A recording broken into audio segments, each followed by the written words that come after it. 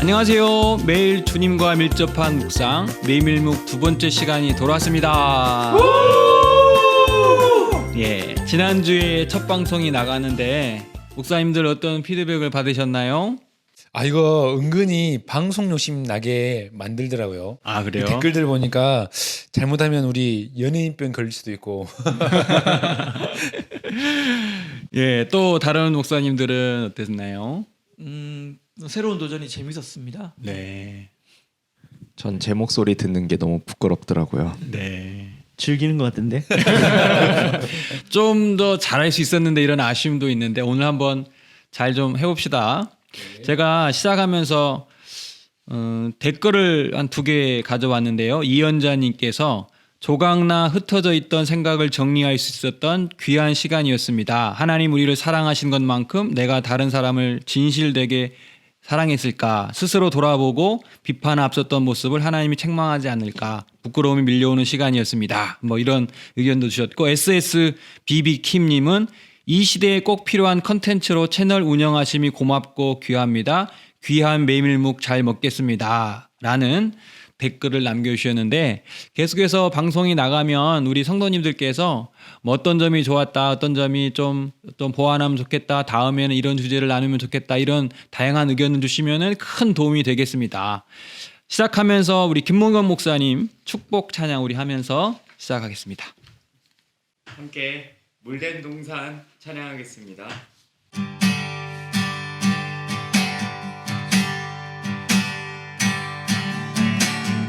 주님 너를 항상 인도하시리 메마른 땅에서도 너를 만족시키리 너는 물된 동산 같겠고 마르지 않는 샘 같으리 너는 물된 동산 같겠고 마르지 않는 샘 같으리 너는 물된 동산 같겠고 마르지 않는 샘 같으리 너는 물된 동산 같겠고 마르지 않는 샘 같으리. 우리 성도님들 만난 지 오래됐지만 성도님들의 가정과 삶의 터전이 하나님의 물된 동산 같기를 원합니다.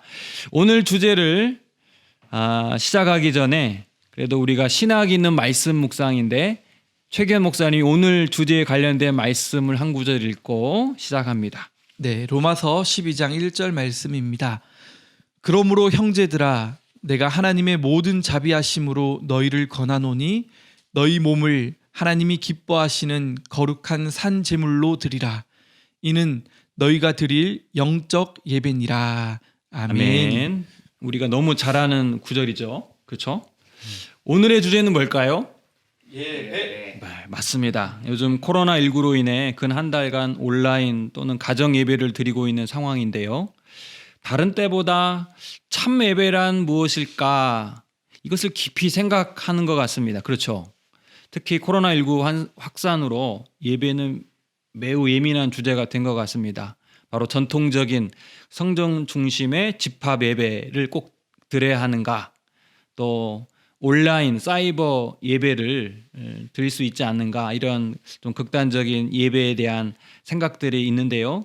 처음부터 좀 무거운 주제일 수도 있지만 직접 먼저 가기보다 한번 개인적으로 목사님들 한번 다 내려놓고 지금까지 신앙생활하면서 어떤 예배를 가장 기억하고 있는지 감격스러운 그 인생 예배 언제였는지 한번 나눠보면 너무 좋을 것 같아요. 예. 말씀 안 하면 시킵니다. 우리 김영중 목사님부터. 네. 저는 사실 여기 와가지고 다른 데도 물론 많은 은혜들을 받았지만 감격스러웠었지만 여기 왔을 때 첫 예배가 추수감사 축제 예배였어요. 그래서 그때 많은 사람들이 찬양을 하고 나아가는 그 모습들이 진짜 감격스러웠다라고 하거든요. 나와서 막 웃으면서 찬양도 하고 또 끝날 때쯤에는 진짜 어린아이부터 어른들까지 다 모여가지고 찬양하는 그 모습들이 너무나도 귀했다라고 생각을 하고 마지막으로 담임 목사님께서는 또 나오셔가지고 그런 말씀하실 때 더 감동이 배가 됐던 것 같거든요. 특히나 그 14회 전도회가 그렇게 뜨겁게 막 조금 웃기기도 하고 그런 내려놓는 모습들을 보여줬을 때 아, 저분들의 삶을 나는 안다라고 하시면서 약간 울먹거리셨어요. 그때 아, 하나님께서도 저분들의 삶을 받으시고 이 예배, 이 찬양들을 뜨겁게 받으시겠구나 라는 생각이 들어서 저 또한 또 감격스러웠던 것 같습니다. 네. 작년 11월 첫째 주였죠. 그렇죠. 네, 추수감사절 그때 가장 기억이 남는다고 합니다. 우리 다른 목사님들은 인생 예배, 감격스러운 예배가 언제였는지. 예. 목사님. 네. 예, 감격스러운 예배가 없었나요? 네. 저는 당연히 예랑과 함께하는 우리 진실되게 하죠. 오후 찬양 예배와 교육부서에서 드리는 예배죠. 예, 라고 당연히 처음 말씀을 드려야 될 것 같고요.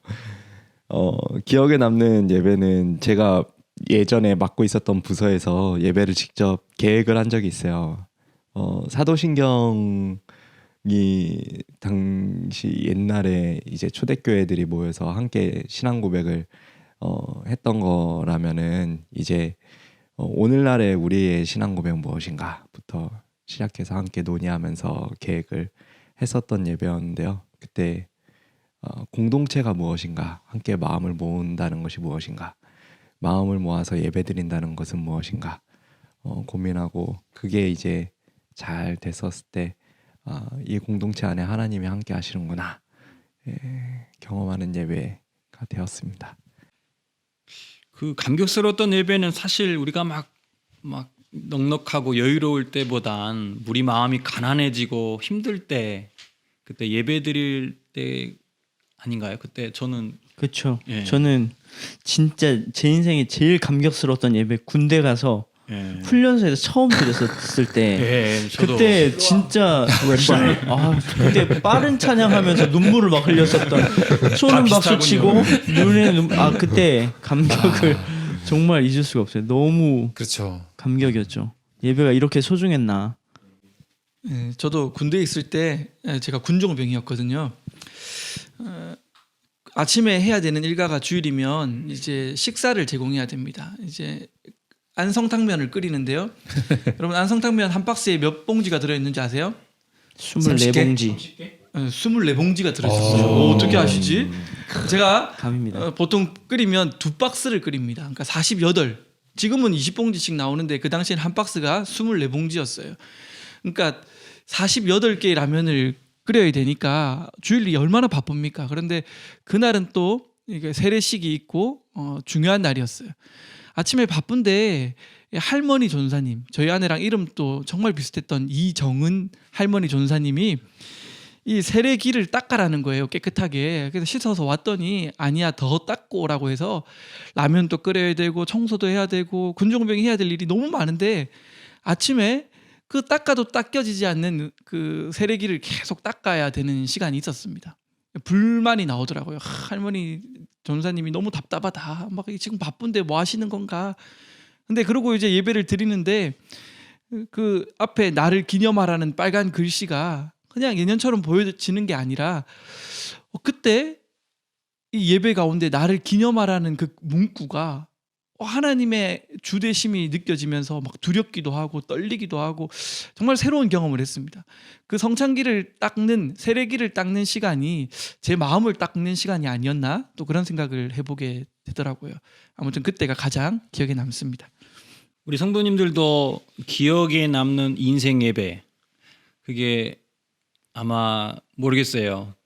우리가 이런 코로나19가 좀 끝난 다음에 함께 모이는 그 예배 그때가 좀 기다려지고 또 소망이 되어지는데 감격스러운 예배 우리 나눴는데요. 그러면 좀 더 깊이 들어가서 한번 성경이 말씀하는 참 예배란 무엇인가 이 부분을 얘기해 보려고 합니다. 호세아 6장 6절을 여러분 잘 아시는 말씀일 거예요. 나는 인애를 원하고 제사를 원하지 아니하며 번제보다 하나님 아는 것을 원하노라. 구약은 성전 중심의 예배가 많이 강조된 것 같지만 사실 예언서를 많이 보게 되면 이런 공의와 인애를 삶에서 실천하는 그런 부분들도 상당히 많이 강조되고 있거든요. 성경이 말씀하고 있는 참 예배란 무엇인가 목사님들 한번 생각을 얘기해 보도록 하겠습니다. 네, 뭐 예배는 여러 가지로 얘기할 수 있고 포괄적이지만 저는 뭐 항상 핵심적으로 예배는 하나님과의 관계라고 생각해요. 근데 이제 하나님과의 구약에서는 관계. 구약에서는 그러니까 제사의 형식으로 성전 중심의 제사의 형식으로 많이 드러나 있는데 제사를 통해서 하나님과의 관계를 맺는다. 예, 관계죠. 제사를 통해서 하나님과의 관계를 돌아보고 하나님 네. 없이는 내가 죽을 수밖에 없는 존재를 확인하는 거. 그렇죠. 그런 형식으로 많이 구약에서 나와 또 있죠. 뭐 화목제 같은 경우에는 또 이웃과의 또 네네. 관계도 이어질 수 있죠. 그러니까 거기에 하나님 사랑과 이웃 사랑의 개념이 다 들어가 있는 거죠. 그렇죠. 예배 속에서. 또 우리 그렇죠. 그렇게 말하는 게 마침 오늘 우리가 읽었던 로마서 12장 1절 예. 말씀에 나오는 것처럼 우리가 몸을 하나님께 바치는 것이 그렇게 영적 예배인데 이게 예. 바로 삶을 드리는 거, 뭐 그런 희생 제사가 아닐까라는 생각을 좀 해봅니다. 삶을 예. 드리는 거. 우리 신약을 전공하신 김오경 네, 목사님. 뭐 꼭 저만 전공한 건 아닌데요. 여기서는 본인만 전공했잖아요. 아닌가? 네, 아니에요. 네, 그냥 제가 생각하기에 예배란 하나님의 백성을 만들어가는 것이다. 라고 생각을 하나님의 해요. 백성을 만들어가는 예, 것, 소위 공동체를 만들어가는 것이다. 공동체. 예. 하나님 나라. 그러니까 예배에서 중요함을 공동체. 예, 왜냐하면 구약에서는 원래 예배 안 드리던 이스라엘 백성들을 출애굽 시켜서 내는 목적이 예배 드리러 가기 위해서. 맞아요. 예, 결국 그 예배의 목적은 하나님의 백성을 만들기 위해서였거든요. 그것이 이들의 공통된 기억이었고 이것이 이제 호세아 아까 6장 말씀하셨는데 인애라는 것이 끝없이 이스라엘을 붙드시는 하나님의 끝없는 사랑 그리고 그 끝없는 사랑에 응답하는 이스라엘의 사랑 이것이 인애 헤세드이고 예 아마 예수 그리스도로 표현이 된 목사님이 것이지 않을까. 말씀하신 그 하나님과의 관계하고도 같은 맥락인 것 같아요. 예. 하나님의 백성으로 삼는다. 예. 그러니까 백성이라는 게 하나님을 왕으로 둔다는 거잖아요. 그러니까 예배라는 게 관계잖아요. 그러니까 하나님의 말씀을 듣고 살아가고 또 백성들은 하나님께 그 받은 은혜와 그 통치를 찬양하고 또 마음을 다해 높여드리고 뭐 이런 거죠. 그러니까 구약에서 여러 장면에서 보면 그 출애굽 사건을 노래하는 곳이 뭐 신명기 26장뿐만 아니라 곳곳에 등장하죠. 출애굽은 뭘 의미하죠? 구원을 의미하잖아요. 그러니까 하나님이 우리를 건져내셨다. 그 이사야 43장 21절 말씀처럼 이 백성은 나를 위하여 지었나니 나를 찬송하게 하려 함이니라. 이 말씀처럼 하나님께서 구원해 주시고 찬송하게 하기 위해서 그들을 건져 주셨는데 항상 예배 때마다 그 옛날을 기억하면서 출애굽 이야기를 하는 이유는 그 하나님이 누구신가? 우리를 구원하신 하나님을 예배하고 또 우리는 구원받은 백성으로서 우리는 누구인가? 그걸 계속해서 구약의 예배를 보면 그 두 개가 어김없이 들어가더라는 거예요. 그러니까 신앙 고백을 통해서 공동체의 정체성을 가지게 되는 것. 그게 예배이지 않느냐 생각해 봅니다. 예, 좋은 말씀인 것 같아요. 예배를 통해서 자신의 정체성 그리고 이스라엘의 정체성, 예배가 없는 민족이었는데 출애굽의 경험이 자신들 하나님의 백성으로 삼아주신 하나님의 은혜를 기억하면서 그 하나님을 하나님께 최고의 가치를 드리는 그런 예배. 사실 요한계시록 성경의 마지막도 예배로 사실 끝나잖아요, 그렇죠? 예, 목사님들 다 뭐 성경 잘 알다시피.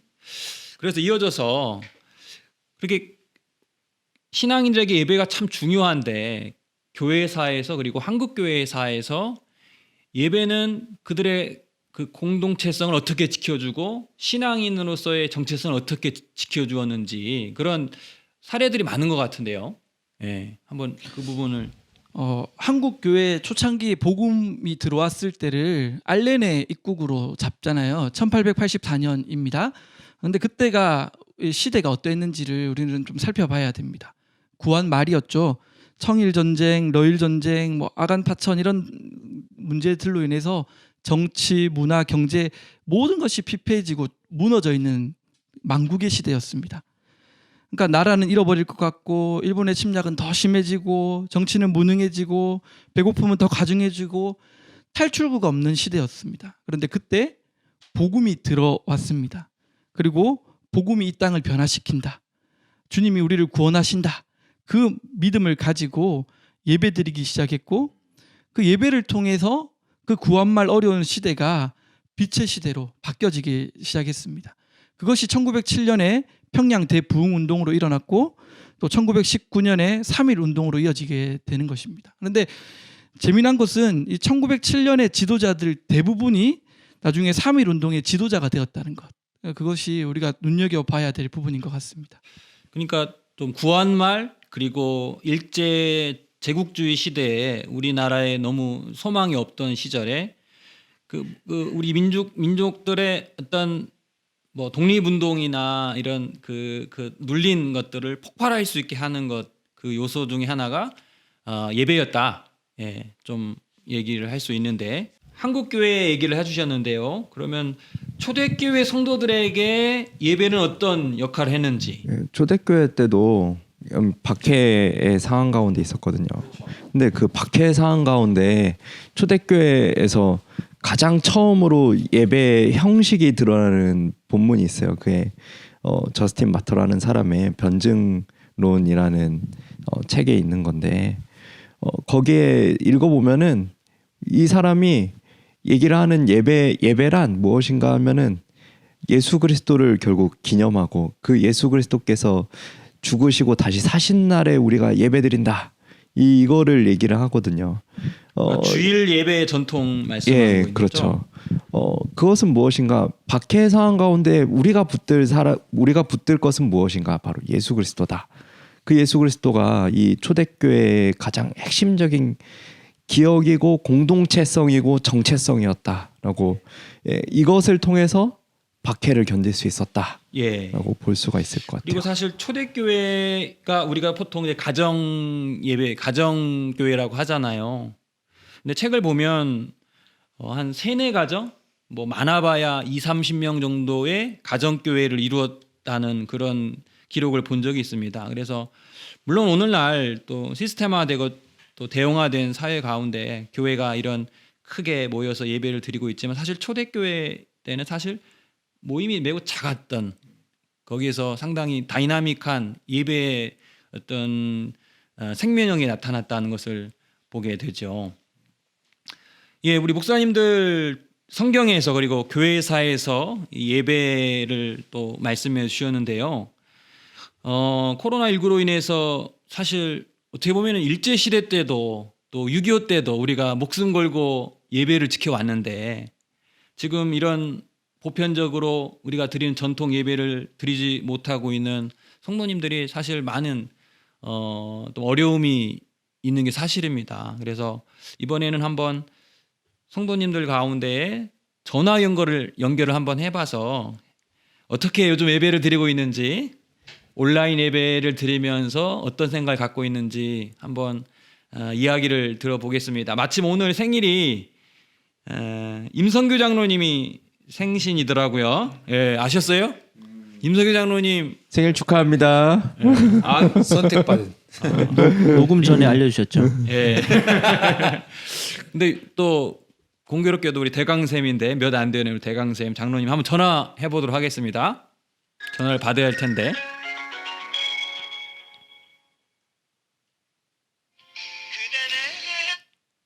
예, 목사님. 아, 장로님. 예, 안녕하세요. 네. 오늘 생신이시죠? 그렇다고 그러네요. 아유. 축하드립니다. 우리 축하드립니다. 예, 장로님. 네, 갑자기 전화 드렸는데 네. 우리가 지금 메밀묵이라고 예. 유튜브 지금 아시죠? 팟캐스트 좀 만들고 있거든요. 예, 예. 그래서 막 지금 한참 하다가 전화 드린 거예요. 예. 그래서 요즘에 그 코로나 때문에 그 예배당 못 오시잖아요. 네, 네. 요즘 어떻게 예배 드리고 계세요? 우리 뭐 그 동영상 올려주시는 거 그거 예. 듣고 그렇죠. 그러니까 성전에 와서 예배 드린 거하고 온라인 예배하고 어때요? 느낀 점이?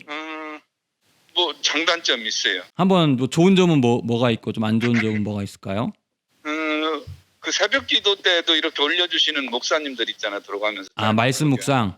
네, 뭐 그런 것도 이렇게 계속 리플레이 하면서 계속 들을 수 있고 한 번으로는 이렇게 막 암기되고 이런 것들이 기억하기 어려운 것들이 많아서 그런 좋은 점 언제든지 내가 필 시간에 후회 안 받고 계속 들을 아, 수 컨텐츠를 계속 반복해서 들을 수 있다. 예배도 그렇죠. 그렇고 설교도. 있고. 예, 아주 좋아요.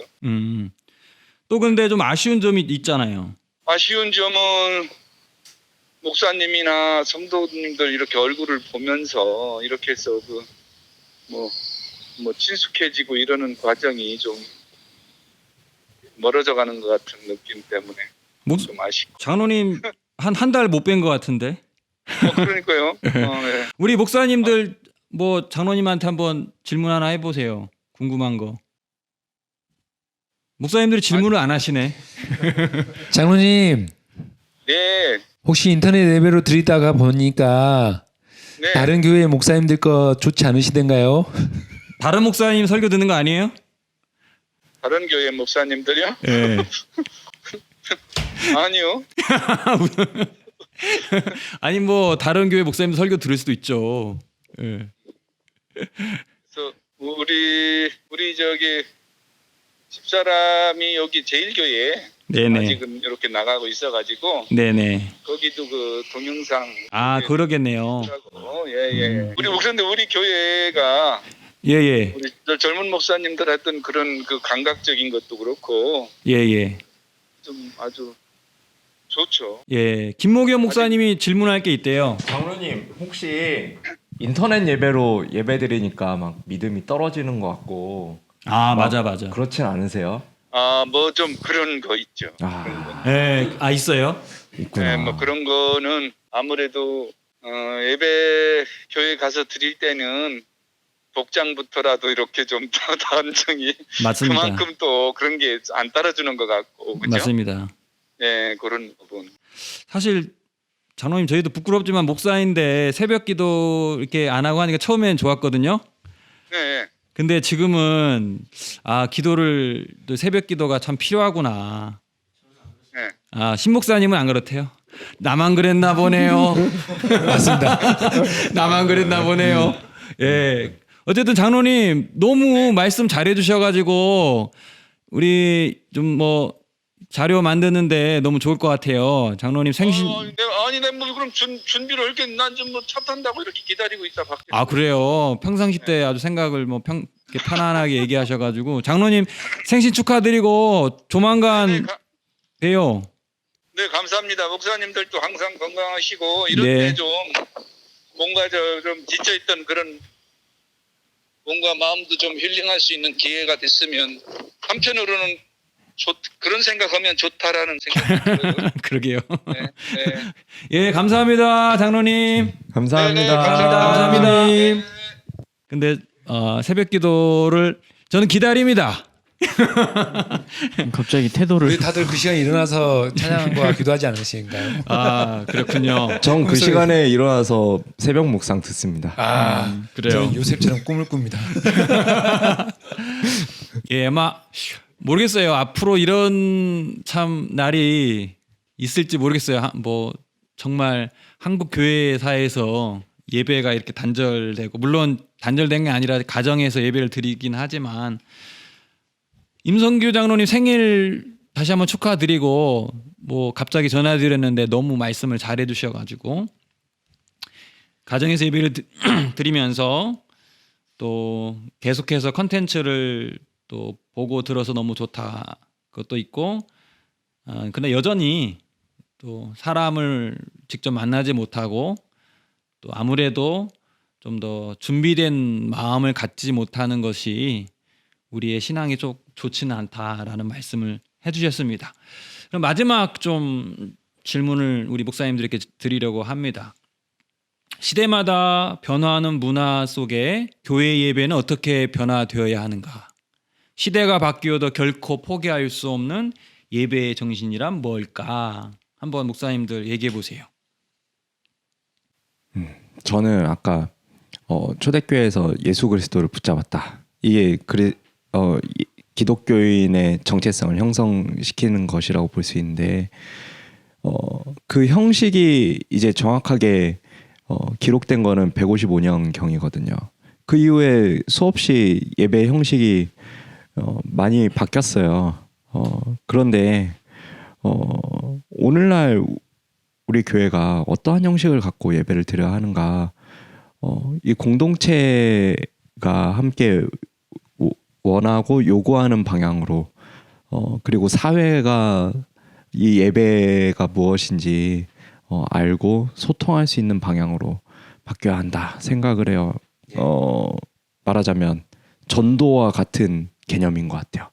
전도를 할 때 가장 중요한 거는 놓지 않잖아요. 근데 전도의 모양은 계속해서 바뀌잖아요. 바울이 믿음 없는 자들에게는 믿음 없는 자같이 간다라는 말을 했던 것처럼 예배 또한 그렇게 소통할 수 있는 방향으로 바뀌어야 되지 않을까. 소통할 수 있는 방향으로 변화된 시대에 맞춰야 한다. 근데 뭐 최근에 소통은 뭐 우리가 지금 하고 있는 유튜브가 제일 대세 아니겠습니까? 솔직하게. 그렇죠? 신 목사님. 잘하고 있다고 생각합니다. 그 이제 어떻게 변화해야 되는가 이런 질문이잖아요. 여러 가지 이제 형식이 변해 왔고 그런 것들이 있었는데 가장 이제 핵심적인 부분이 아까 다들 나누어 주셨지만 뭐냐면 교회가 예배를 통해서 하나님의 백성으로서의 공동체성을 갖게 되고 그 공동체가 하나님의 명령에 따라 사회에 나가서 빛과 소금이 되는 게 아까 예배의 영향력이라고 했잖아요. 그러니까 어떻게 보면 사실 그 예배가 변화는 되지만 이 공동체성 굉장히 중요한 것 같아요. 그러니까 특별히 요새 뭐 가난한 성도들도 있고 또 미디어로 예배드리는 그런 지금은 그런 시기긴 하지만 또 집에서 그냥 미디어로 예배드리는 사람도 있거든요. 근데 이제 그런 사람들 이 예배에 대해서 정확하게 이해하지 못하고 그냥 집에서 하나님 말씀 듣고 기도하면 되는 거 아니냐 이렇게 얘기하는 사람들 있잖아요. 그쵸. 근데 그 속에서 이 공동체성을 놓치면 안 될 것 같다. 예. 그래서 그런 것들은 공동체성은 사실은 어떻게 보면 복음과 신앙의 본질이라고 할 수 있는데 그렇죠.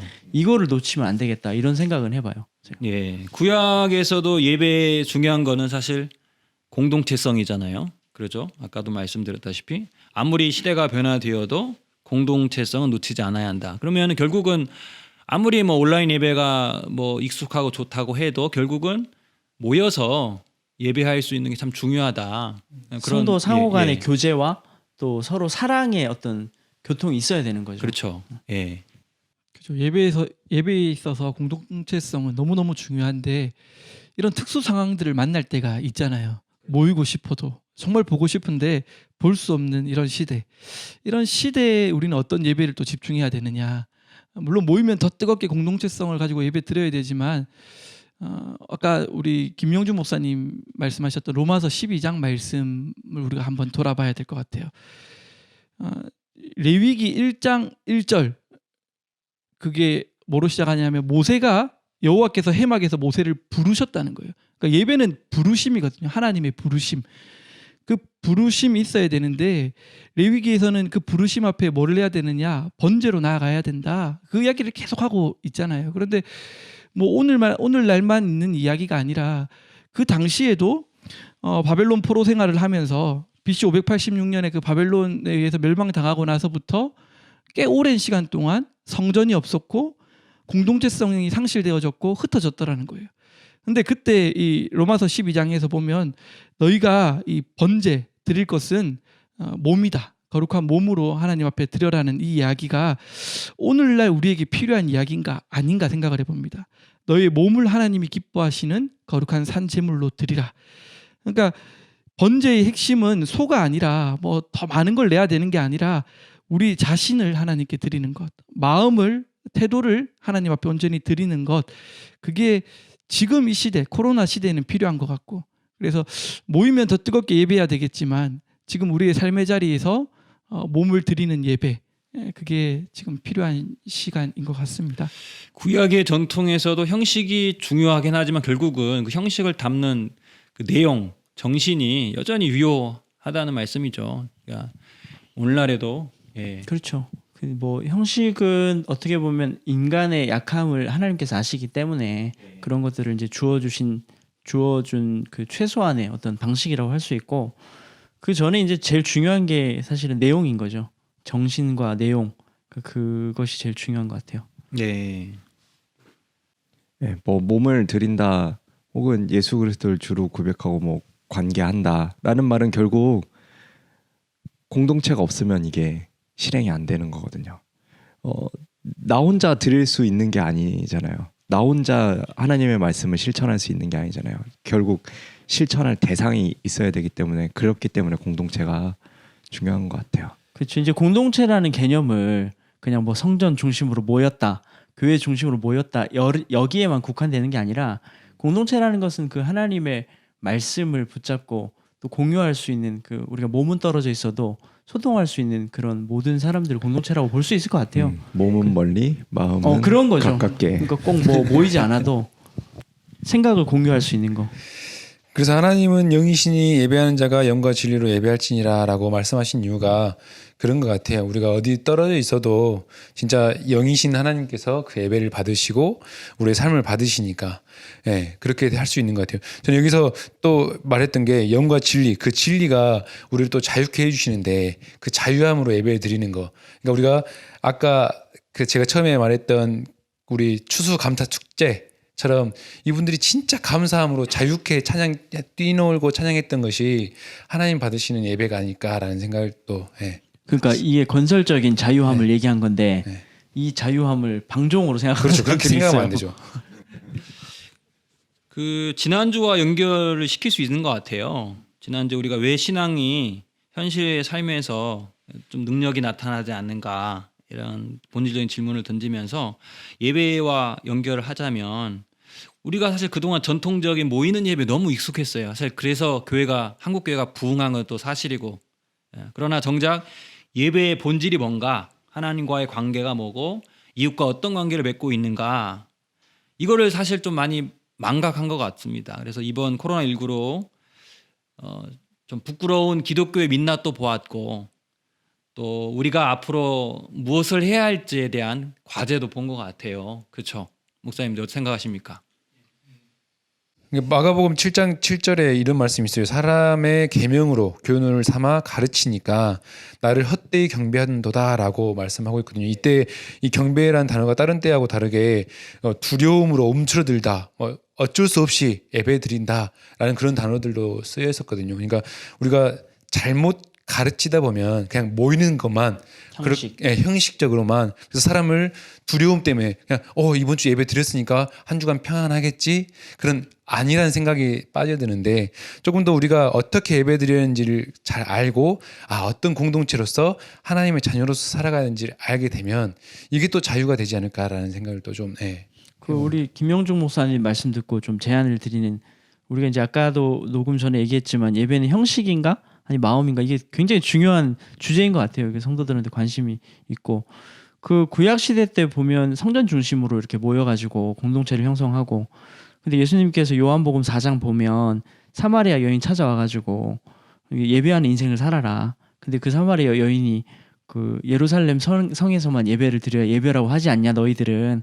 그때 예수님께서 이곳에서도 말고 저곳에서도 말고 영과 진리로 예배할 때가 온다라고 얘기했잖아요. 그러니까 어떻게 보면은 구약의 그 장소, 어떤 성전 중심의 예배에서 예수님께서 예배를 얘기하실 때는 사실은 장소와 뭐 때와 이 모든 것들을 초월해서 성령 안에서 드리는 예배를 얘기했거든요. 그러면 사실 그 말씀을 근거하면 좀 어떻게 보면 아까 얘기했던 방종으로 빠질 수 있는 문제인데, 그래서 이제 우리 목사님들이 그 예배는 형식인가 아니면 또 중심이 중요한가, 이런 것들을 좀 얘기해 주면 성도들한테 도움이 되지 않을까. 긴장 관계 같아요, 사실. 그러니까 변화된 시대 가운데서도 여전히 모이는 게 중요하고, 형식이 중요하고 그러나 또 내용 그 모임의 그 예배의 정신 포기하지 말아야 할 공동체성 이것도 붙들어야 하는 그런 긴장 관계 그런 것 같아요. 예, 형식을 버릴 수는 없을 것 같아요. 예, 뭐 어느 책에서 옛날에 봤는지 모르겠지만 예배학 책에서 아무리 형식이 없는 것처럼 보이는 자유로운 예배라고 하더라도 그 안엔 형식이 있다라는 글귀를 본 것 같아요. 예, 형식이 없을 순 없다. 예, 그러니까 형식이 지금 없을 사실 수는 없다. 우리도 형식이 있는 거잖아요. 그렇죠. 그렇죠. 우리가 이게 자유롭게 얘기한 것 예배도 같지만 형식이 있는 거지. 예, 결국 그 형식 안에 무엇을 중심으로 이 공동체를 만들어 갈 것인가 이거를 담아내는 게 중요한 것 같아요. 그러니까 하나님의 이 구원 사역을 이 재현으로서의 예배가 중요하다고 예배학 시간에 한번 들었던 기억이 있는데요. 예배 순서는 분명히 중요한 것 같습니다. 그 예배 순서 안에 구원 사역을 이렇게 설정해 두었잖아요. 그래서 우리가 처음에 오면은 예배의 부름이 있고 하나님이 부르시지 않으면 나아갈 수 없는 것이 예배고 예배 순서 안에 있는 이 형식들도 사실은 굉장히 중요하고 가치 있는 것이다 네. 생각이 들었습니다. 그렇죠. 어떻게 보면 형식이 없으면 아까 얘기했지만 형식이 있었기 때문에 하나님의 구원을 떠올린다는 거잖아요. 네. 형식이 없으면 마음이 생길 수 없다. 이렇게 생각할 수 있는 거죠. 예. 근데 또 보면은 너무 형식주의식으로 가는 그런 폐해가 있잖아요. 그러니까 그런 그쵸. 것도 좀 고민을 해봐야죠. 음. 그런 부분에서 한번. 또 한 가지 제가 변화된 시대를 말씀을 드렸는데 호랑이를 잡으려면은 호랑이 굴에 들어가야 하잖아요. 그럼 우리가 전도하려면은 사람들 안으로 들어가야 하는데 사실 거리에서 전도한다는 게 그 노방전도 한다는 게 지금 상황 가운데서는 잘 적적치를 않고 그래서 계속 우리가 이제 이런 형식을 얘기하고 있는데 사람이 요즘에 많은 데는 유튜브 플랫폼이 제일 아주 첫 번째인 것 같아요. 그래서 심영희 목사님이 제일 바쁘신데 그런 일을 하면서 느낀 점이 있으신가요?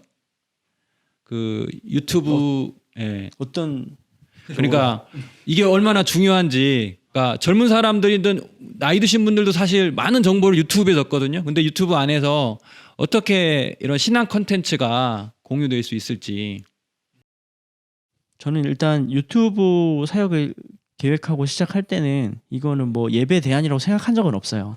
그러니까 저는 소통 채널이라고 생각했어요. 그러니까 우리 코로나19 교회는- 전에 그렇죠. 코로나19 전에는 서로 공동체가 속으로 공동체를 이해를 잘 못하잖아요. 내가 속하지 않은 건 그렇죠. 되는 그러니까 그거를 좀 잘 이해했으면 좋겠다라는 그 취지로 소통 채널로 만들었고, 근데 지금 이제 코로나19 이후에는 네. 예배가 다 이제 송출이 되고 있잖아요. 근데 두 가지 면이 있어요. 첫 번째는 굉장히 좀 유익할 수 있겠다. 예. 그래서 이것이 오히려 좀 집에만 있는 사람들에게 그냥 마음을 그냥 푹 놓고 안일해지는 것보다 자꾸 이런 것들을 올려서 또 우리가 공동체성을 그리고 유지해야 된다라는 예. 그런 어떤 의의를 가지고, 두 번째는 뭐냐면 우려가 되는 거죠. 네. 여기에 익숙해지면 안 되잖아요. 네. 사실은 우리가 편하고 싶어 하는 것이 우리의 본성인데 그거를 어떻게 보면 좀 그 부추기는 일이 될 수도 있다. 물론 다 그런 건 아니겠죠. 신앙이 좋으신 분들은 여전히 본당이 그립고 또 공예배가 그리울 텐데 또 개중에는 그런 것들이 익숙해진 사람이 있을 거란 말이죠. 그러니까 그런 게 조금 우려가 되죠. 그러니까 좀 두 가지 면에서 생각을 하는 거죠. 예. 우리 심영희 목사님 요즘 컨텐츠 편집하고 또 이렇게 유튜브 수고 많이 하시는데 좋은 말씀해 주신 것 같아요. 박수 한번. 박수. 이런 거 몰아가지 마시고. 부끄러워. 예. 그러면 우리 한번 마지막으로 우리 각 목사님들이 정의하는 예배란 무엇이다. 예배에 대한 각자의 정의를 한번 해볼까요? 참 예배란 무엇이다.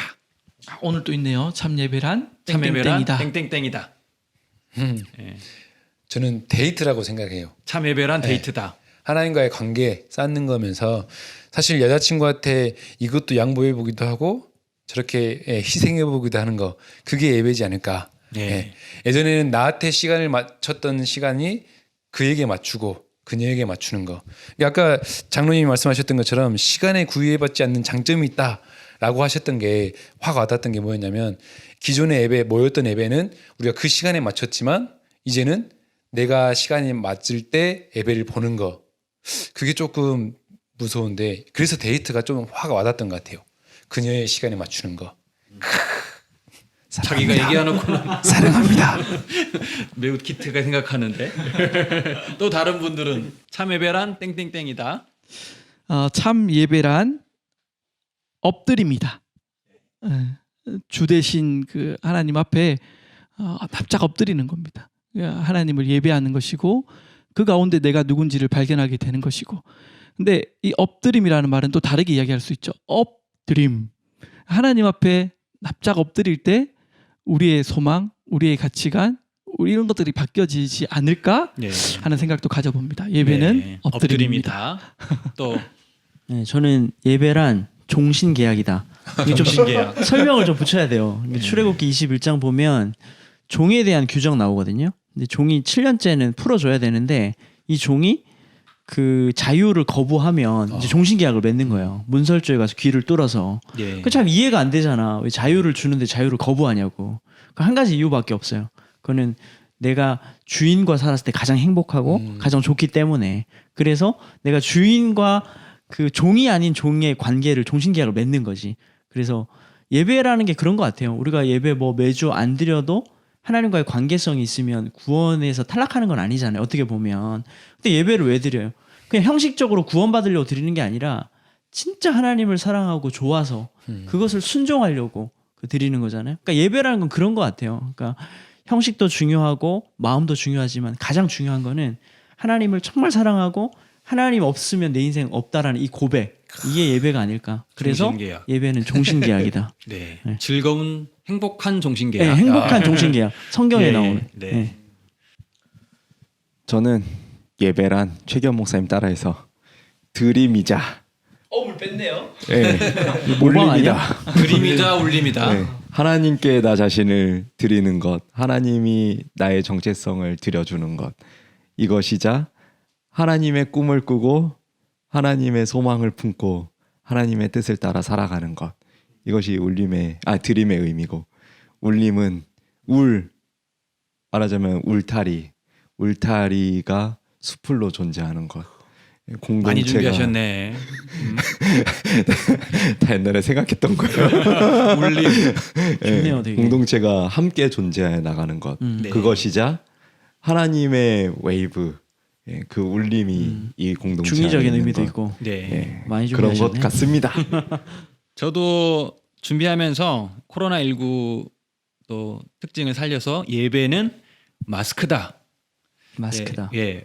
그 마스크가 사실 쓰면 좀 답답하잖아요. 근데 되게 얼굴에 밀접하게 써야만 효과가 있습니다. 코로나 바이러스를 이 마스크가 밀착되면서 막아주는데 바로 예배는 하나님과의 밀접한 만남, 밀접한 스킨십을 통해서 세상의 이런 유혹과 이런 시험에서 우리를 지켜줘요. 그런데 사실 좀 답답하기도 해요. 예배란 때로는 형식이 있기 때문에. 그런데 우리를 지켜준다. 그래서 참 예배란 마스크다. 제가 하면서도 괜찮은데? 맞아요. 여러 가지 비유로 되게 좋은 의미가 많이 나온 것 같아요. 정리해서. 예배는 답답해도 드려야 합니다. 그렇죠. 저 한마디만 더. 예배는 신트로포스다. 뭐죠 이거? 네, 끊고 아니 가겠습니다. 의미를 말해야지. 편집. 예. 우리 동반자다. 그러면 마무리는 예배합니다. 완전하신 나의 주 의의 길로 날 인도하소서. 우리 성도님들 같이 찬양하면 좋을 것 같아요. 다음 주를 기대하면서 예배합니다. 찬양하겠습니다.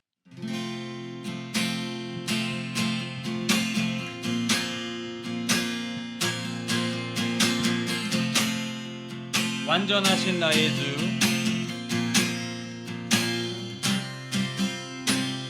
완전하신 나의 주 그의 길로 날 인도하소서 행하신 모든 일 주님의 영광 다 경배합니다. 예배합니다. 찬양합니다. 주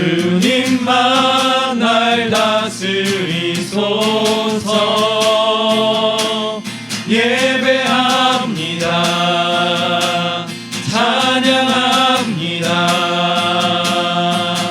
주님 홀로 높임 받으소서.